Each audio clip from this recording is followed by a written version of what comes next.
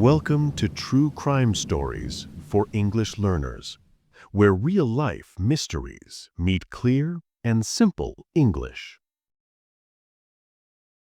Bind, torture, kill.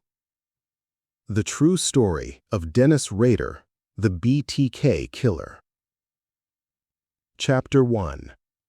A letter arrives. In October 1974, an editor at the Wichita Eagle newspaper received an unusual letter. It had been placed inside a book at the Wichita Public Library, a hiding place that suggested the sender was careful and deliberate. The letter described a murder.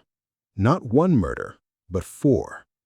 A family, a mother, a father, and two of their children, killed in their own home in January of that year.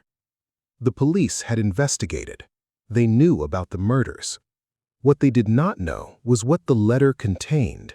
Details about the crime that had never been made public. Details that only the killer could know. The letter was also angry. The writer was upset that the murders had not received more attention in the newspapers. He felt it seemed that he deserved recognition, that his work, he called it his work, should be noticed and admired. At the end of the letter, he asked a question. He wanted a name, a catchy name, he wrote, like other killers had. He suggested one himself. BTK. Bind, torture, kill. Those three words would haunt the city of Wichita, Kansas for the next 30 years. Because the man who wrote them was not finished. He was barely even started. Chapter 2. The Otero Family. January 15, 1974. It was a cold Tuesday morning in Wichita. Joseph Otero, 38 years old, had recently retired from the United States Air Force. He and his wife Julie, 34, had 5 children. It was a busy, warm household, the kind of home where there was always noise and movement and the smell of cooking. That morning, the older children left for school as usual. 3 younger ones stayed home, Charlie, who was 15, Josephine, who was 11, and Joey, who was 9. Joseph and Julie were both at home. A man knocked on the door. Or perhaps he did not knock, perhaps he simply entered. He had cut the phone line to the house before he came in. He had a gun and he had rope. He told the family he was a wanted criminal and that he just needed their car and some food. He asked them not to be afraid. He would not hurt them, he said. He was lying. Joseph Otero was bound and strangled. Julie Otero was bound and strangled. Joey, 9 years old, was bound with a cord around his neck, a plastic bag placed over his head. He suffocated. Charlie, 15, was bound and left. He survived because the killer apparently decided to leave him alive. Josephine was taken to the basement. She was 11 years old. What happened to her in that basement is too dark to describe in full. She was hanged from a pipe. She died there, alone, in the cold and the dark. Charlie Otero came free from his bindings after the killer left. He found his family. He was 15 years old, and he found his family. The Wichita police had no suspects, no clear motive, and no idea that the person who had done this would do it again, and again, and again, and that he would live among them for 30 more years, going to church, raising his own children, attending neighborhood meetings, and thinking about his next victim. Chapter 3. He gives himself a name. After the letter to the newspaper in October 1974, Wichita began to understand that it had a problem, a serious, ongoing, deeply frightening problem. The police formed a task force. The media covered the story. The name BTK began to appear in headlines. And the killer loved it. He sent more letters, not immediately. Sometimes there were gaps of months or even years, but he always came back. The letters went to the newspaper, to television stations, sometimes directly to the police. They were written in a strange mix of styles, sometimes boastful and arrogant, sometimes almost childlike, sometimes chillingly clinical. He described his crimes in detail. He invented a word for his victims. He called them his projects. He wrote about his compulsions as if describing an addiction he could not control. He also killed again. In April 1974, just 3 months after the Otero murders, he broke into the home of Catherine Bright, 21 years old, and her brother, Kevin. He attacked them both. Kevin Bright managed to fight back. He was shot twice, but survived. Catherine was stabbed to death. In 1977, he killed Shirley Vian, 26, a young mother whose 3 small children were locked in the bathroom while he murdered her. He killed Nancy Fox, 25, a secretary, in December 1977. After killing Nancy Fox, he actually called the police himself from a public telephone and reported the murder. The call was recorded. Investigators listened to the calm, almost matter-of-fact voice of the man who had just strangled a young woman, and they had nothing to work with. No name, no face, no idea who he was. The city lived in fear. Women bought extra locks for their doors. People looked at their neighbors differently. Who was BTK? He could be anyone. He probably looked normal. He probably seemed fine. He did seem fine. That was the whole problem. Chapter 4. The Killing Continues. In 1985, a woman named Maureen Hedge disappeared from her home on Independence Street in Park City, a small city just north of Wichita. She was 53 years old. She lived alone. She was found days later in a ditch, strangled. Her killer had taken her body from her home in the middle of the night, driven around with it in his car, taken photographs, and then dumped it. What made this particularly disturbing, though nobody would know it for 20 years, was that Maureen Hedge lived on the same street as the killer. He was her neighbor. He had probably waved to her, probably chatted about the weather. And then he had walked down the street one night and let himself into her house. In 1986, Vicki Wegerle, 28, was murdered in her home. She was a young mother.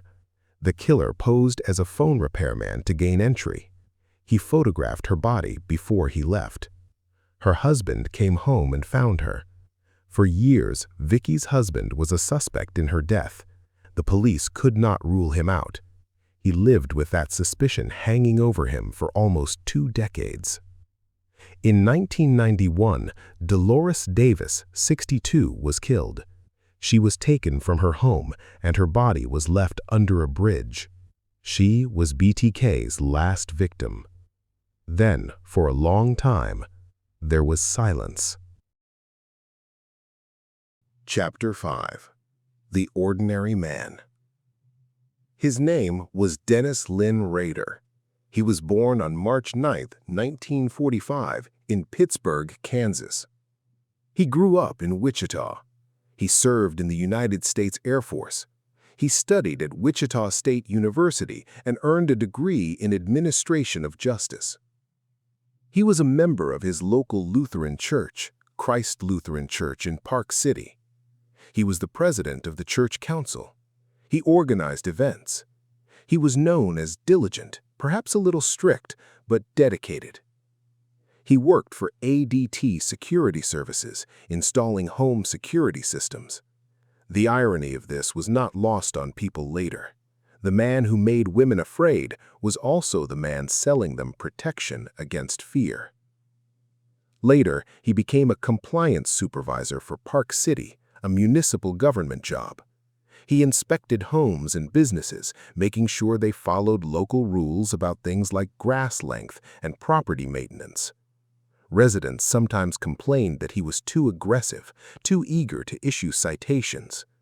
He liked having authority. He liked rules, and he liked being the one who enforced them. He had a wife, Paula, whom he had married in 1971.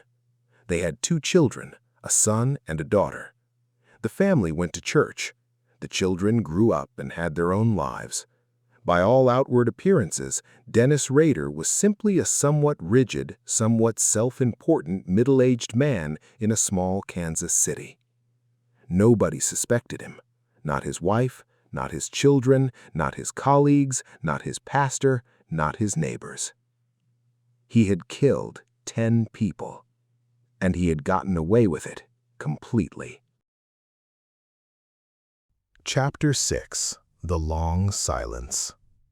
After the murder of Dolores Davis in 1991, BTK went quiet.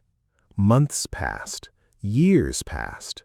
The task force that had been investigating the case for nearly 2 decades slowly wound down.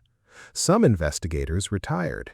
New officers joined the department who had never worked the BTK case. The file stayed open, but it was cold, very cold. The city of Wichita began, slowly, to exhale. Perhaps BTK was dead. Perhaps he had moved away. Perhaps, for whatever reason, he had simply stopped. He had not stopped. He had paused. During those quiet years, Rader was living his ordinary life. His children grew up. He became more involved in his church. He took the compliance supervisor job. He went on holiday with his family. He sat in the pews on Sunday mornings, singing hymns, shaking hands with people he knew. And he remembered what he had done. He kept materials, photographs, writings, objects connected to his crimes hidden away. He thought about his victims. He thought about himself and how clever he was and how no one had ever come close to catching him.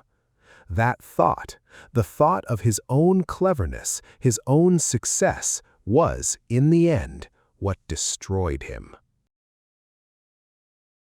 Chapter 7. He Comes Back. In 2004, 30 years after the Otero murders, Wichita was preparing to mark the anniversary. The local newspaper, the Wichita Eagle, ran a series of articles about the BTK case. The articles reviewed the evidence, the victims, the investigation. They noted that BTK had not been heard from since 1991. Rader read the articles, and something in him could not stay quiet any longer. In March 2004, a letter arrived at the Wichita Eagle. It contained a poem about Vicki Wegerle, who had been murdered in 1986. It contained 3 photographs of Vicki that had been taken from her home, photographs that had never been made public. It contained her driver's license. BTK was back. Over the following months, Rader sent a series of communications to the media and the police. He was extraordinarily active, more communicative than he had ever been in the 1970s. He sent packages and letters and strange objects. He described his crimes. He sent a word puzzle. He sent a self-portrait, a drawing of a man in a mask, bound and helpless, that clearly reflected his own fantasies. The police were simultaneously thrilled and terrified. Thrilled because every communication was a potential clue. Terrified because each package also showed how careful and controlled this person was. He seemed to know what not to include. He seemed to understand forensics. He did not make obvious mistakes. Then he made one. Chapter 8. The Floppy Disk. In January 2005, Rader sent a cereal box to a local television station. Inside it was a purple floppy disk, the kind used to store computer files, common in offices and homes throughout the 1990s and early 2000s. He had asked in a previous communication whether a floppy disk could be traced. The police had responded publicly through a classified advertisement in the newspaper using a coded message system that Rader had established, telling him that no, a floppy disk could not be traced. This was a lie. A very deliberate lie. The FBI's computer forensics team examined the disk. On it, they found a deleted Word document. Deleted, but not gone. Data recovery tools could read it. The document had been authored by someone with the username Dennis. The document also contained metadata, hidden information stored automatically by the computer that showed it had last been modified at Christ Lutheran Church in Park City. Dennis, Christ Lutheran Church, Park City. Investigators searched online. Christ Lutheran Church had a website. The website listed its council president, Dennis Rader. Within days, investigators had built a profile. Dennis Rader, compliance supervisor, church president, married, 2 children, former Air Force, degree in criminal justice, lived in Park City. It fit. It fit everything. The investigators could barely believe it, and yet, it fit. On February 25, 2005, police pulled Rader's car over on a road near his home. They had enough evidence to arrest him. They took him into custody. He did not fight. He did not run.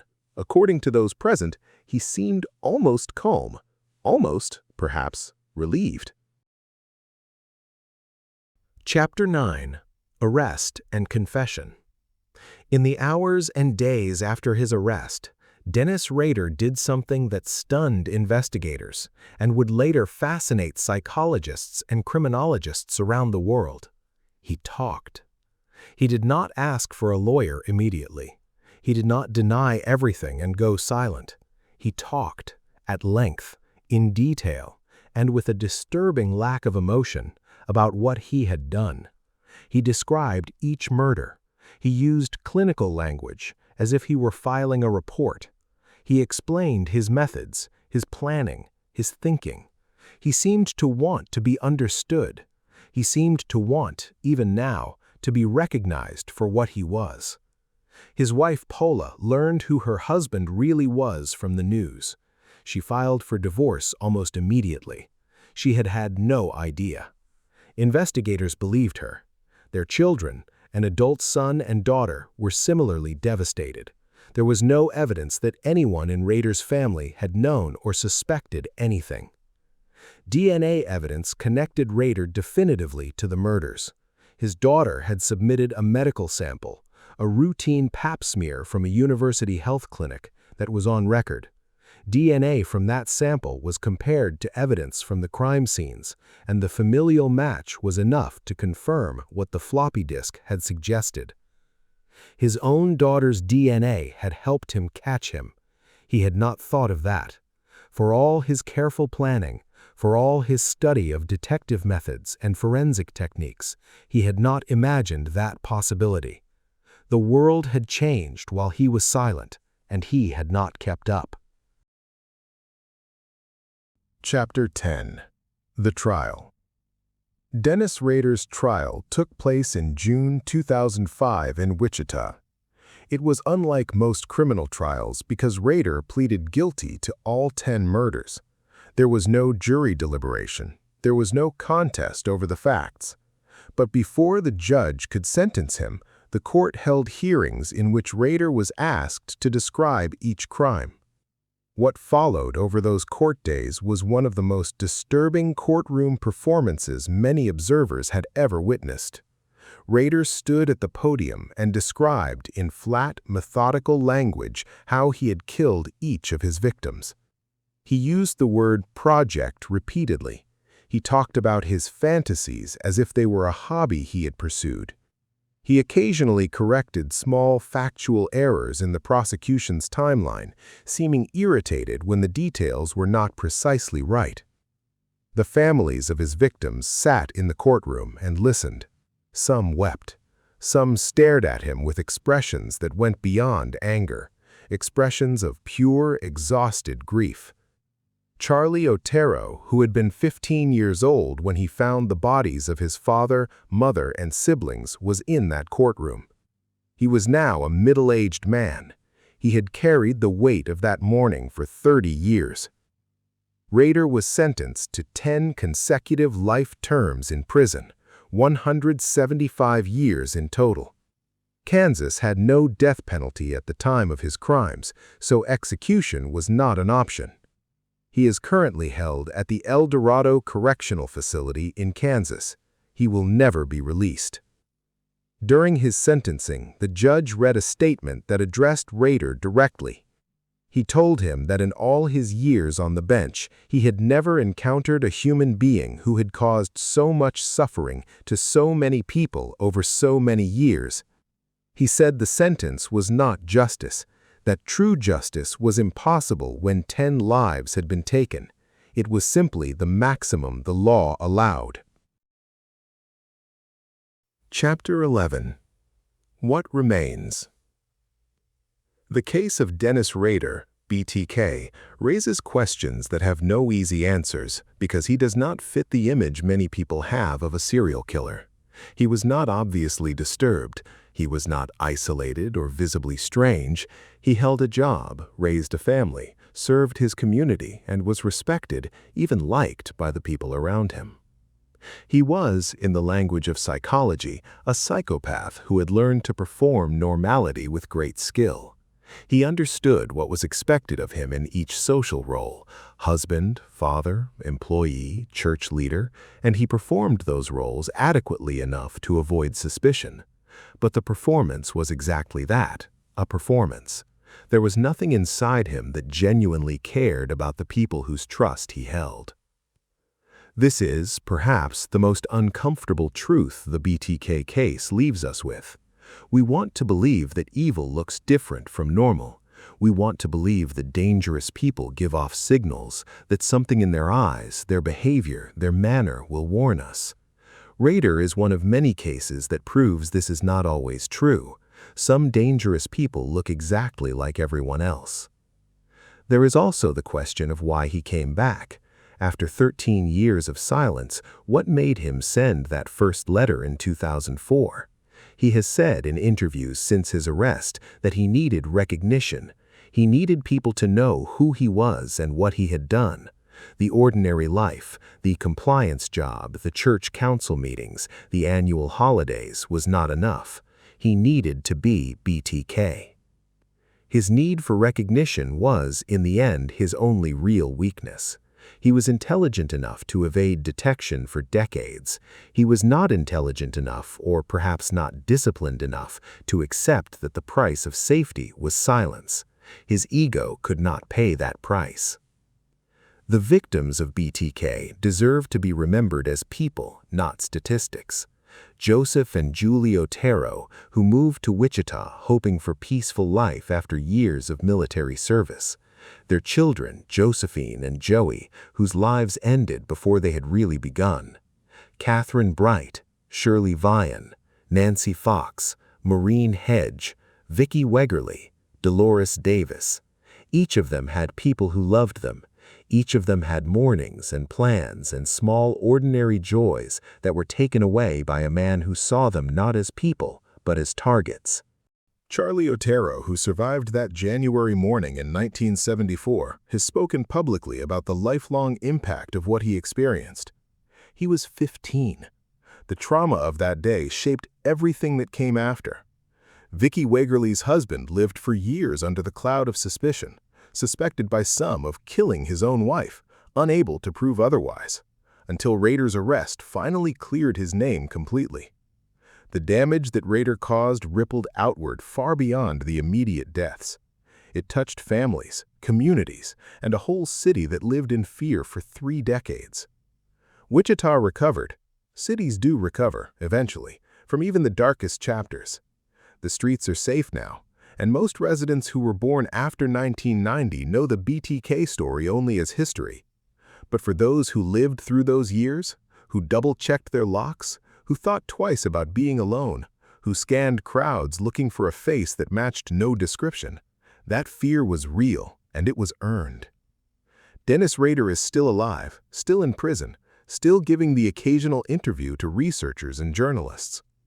He seems, by most accounts, to remain proud of what he did. He has not expressed genuine remorse. He has used the language of remorse. He knows what the word means. But observers who have spoken with him describe a man who is still, fundamentally, performing, still playing a role, still, somewhere beneath the surface, BTK. Some monsters wear capes in stories. In real life, they wear compliance supervisor uniforms and sit in the front pew at church. That is the hardest lesson, and the most important one, that Dennis Rader's story teaches us. Not about crime, about the distance that can exist between a person's surface and what lies beneath it, and about how much damage that distance can hide.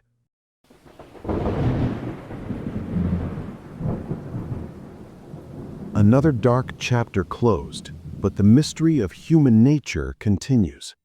Thanks for listening to True Crime Stories for English Learners. Don't forget to subscribe and join me next time for another real story that's stranger than fiction.